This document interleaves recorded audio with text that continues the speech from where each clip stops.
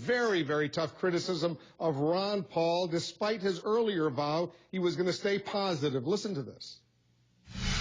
First of all, as people get to know more about Ron Paul, who disowns 10 years of his own newsletter, says he didn't really realize what was in it, had no idea what he was making money on, had no idea that it was racist, anti-Semitic, called for the destruction of Israel, talked about a race war. All this is a sudden shock to Ron Paul.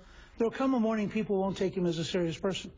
As a potential president, a person who thinks the United States was responsible for 9/11, a person who believes, who wrote in his newsletter that the World Trade Center bombing in '93 might have been a CIA plot, a person who believes it doesn't matter if the Iranians have a nuclear weapon.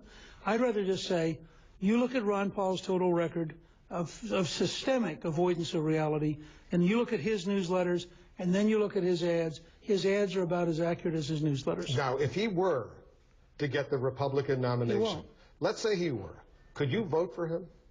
No. All right, there you heard it. Newt Gingrich saying he could not vote for Ron Paul if he got the Republican presidential nomination. Let's assess what we just heard. Joining us now, the Democratic strategist Jonathan Prince. He worked in the Clinton White House, also worked for President Obama. Also joining us, our CNN contributor David Frum. He was a special assistant to President George W. Bush. David, first to you. I think, I could be wrong, but I think he's the first Republican candidate to flatly say that if Ron Paul were to get the Republican nomination, he would not be able to vote for him. Right. But the key part of that answer was what he said immediately before, which is no, Ron Paul is not going to get the Republican nomination. The Republican Party is a party of strong national defense. It is an anti-racist party. It's a party of inclusion. It's a party that does stand for a decent social safety net, and it's a party that has made contact with the changes in economic thinking over the past 150 years. So somebody who wants to take us back to the banking system that obtained before the Civil War,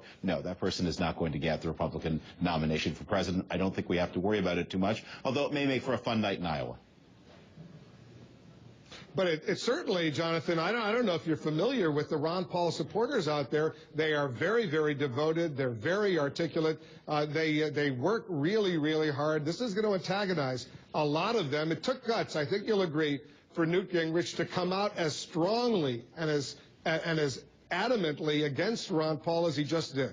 Well, sure. Look, anytime you're in a competitive contest on one side of the aisle or the other, and you're willing to go out on a limb and say, I'm not going to support somebody, it takes guts to some extent, particularly if that individual's got some measure of support. But, look, I'm in violent agreement here with, frankly, Speaker Gingrich and David.